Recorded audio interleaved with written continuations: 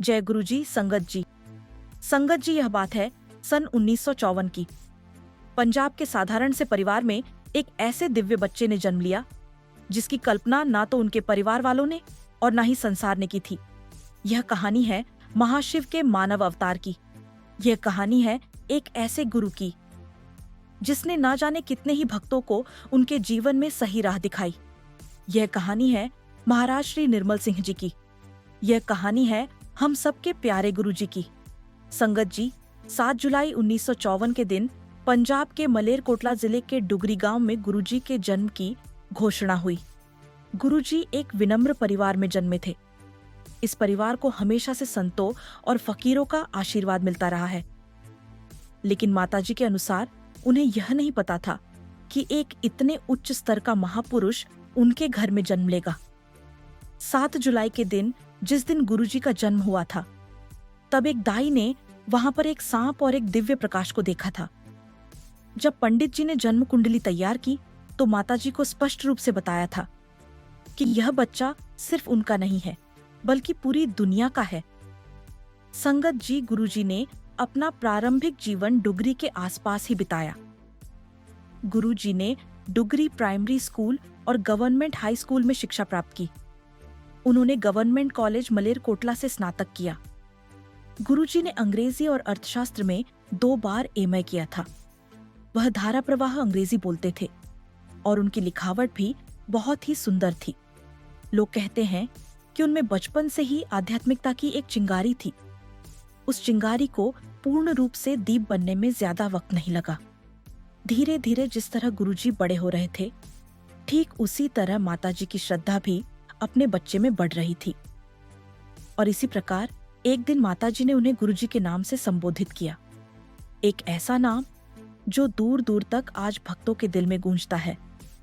संगत जी, गुरुजी ने 1975 में अपने घर और गांव को छोड़ दिया था और 1983 में कॉलेज के बाद उन्होंने पंजाब स्कूल एजुकेशन बोर्ड में क्लर्क के पद पर काम किया और फिर उन्होंने अपनी आध्यात्मिक यात्रा शुरू की और गुरुजी के आशीर्वाद की गंगा सैकड़ों हजारों लोगों का दुख दर्द कम करने के लिए बहने लगी।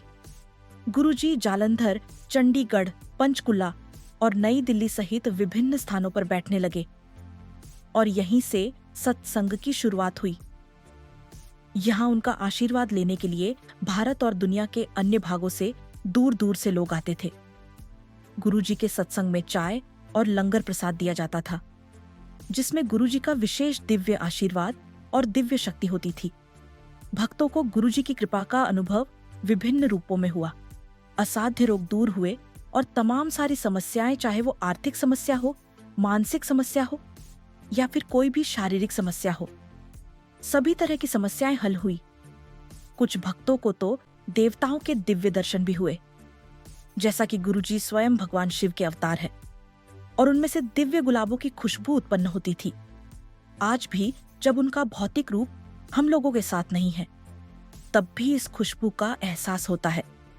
यह दिव्य खुशबू उनकी उपस्थिति का प्रमाण देता है। गुरुजी के दरवाजे सभी के लिए खुले थे। सभी उनके आशीर्वाद की तलाश में थे, चाहे फिर कोई राजनेता हो, कोई व्यवसायी हो, कोई नौकरशाह हो या फिर कोई सशस्त्र सेवाकर्मी हो। उनके आशीर्वाद के लिए पंक्तिबद्ध होते थे। निरंतर उनके सम्मान में वृद्धि होती थी और आज भी समाज के कई बड़े बड़े चेहरे गुरुजी के आशीर्वाद के लिए बड़े मंदिर पहुंचते हैं। गुरुजी अपनी आध्यात्मिक यात्रा में जालंधर, चंडीगढ़, पंचकुला, दिल्ली और मुंबई आदि स्थानों पर रहे और अंततः डिफेंस कॉलोनी जालंधर में स्थित एक घर में बस गए, जिसे अब उनके मंदिर रूप में जाना जाता है।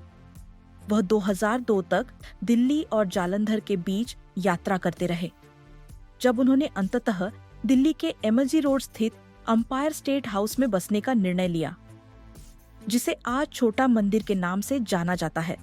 90 के दशक के दौरान गुरुजी ने भाटी माइंस, छतरपुर में शिव मंदिर का निर्माण किया, जिसे आज बड़े मंदिर के रूप में जानते हैं, जहां अब उनकी समाधि स्थित है। अब हम इस दिव्य कहानी के एक ऐसे अंत पर आ गए हैं जिसकी शायद ही किसी ने कल्पना करी थी। परंतु गुरुजी हमेशा कहा करते थे कि मानव जीवन के 2 पहलू होते हैं, जन्म और मृत्यु। अगर किसी ने जन्म लिया है तो उसकी मृत्यु भी निश्चित है, भले ही वह इंसान हो या स्वयं भगवान। संगत जी, आज दिन था 27 मई 2007। इस दिन गुरुजी ने अपना अंतिम सत्संग रखा था। इसके कुछ दिन पहले से ही वे काफी कम सत्संग कर रहे थे और हमेशा अपनी संगत को बोल रहे थे कि मैं बृहस्पतिवार की पूर्णमासी को चला जाऊंगा।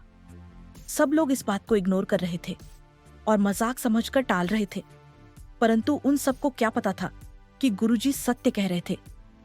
अगले 2 दिन 28 और 29 मई को कोई सत्संग नहीं हुआ। 30 मई को गुरुजी की एक बिल्कुल खास संगत को फोन कॉल से बड़े मंदिर बुलाया गया और जब वह 31 मई 2007 को बड़े मंदिर पहुंचे, तब उन लोगों ने जो एहसास किया, जो देखा, वह शायद ही कभी भूल पाए। वहां सब लोग सफेद कपड़ों में फूट फूट कर रो रहे थे और हमारे प्यारे गुरुजी आंखें बंद करे मुस्कुराते हुए एक कांच के बक्से में समाधि ले चुके थे। अगले दिन 1 जून 2007 को गुरुजी के पिता बापूजी डुगरी से बड़े मंदिर पहुंचे और उन्होंने अग्निदहन की क्रिया शुरू करी। क्रिया करते समय पूरे बड़े मंदिर में गुलाब की खुशबू फैल गई और गुरुजी ने बड़े मंदिर को पूरी तरीके से ब्लेस कर दिया। संगत जी, गुरुजी ने अपना कोई उत्तराधिकारी नहीं चुना क्योंकि वे हम सब के बीच में से कभी गए ही नहीं, भले ही उन्होंने अपना मानव शरीर जरूर त्याग दिया, परंतु आज भी वह हम सबके साथ है। जय गुरुजी, शुक्राना गुरुजी।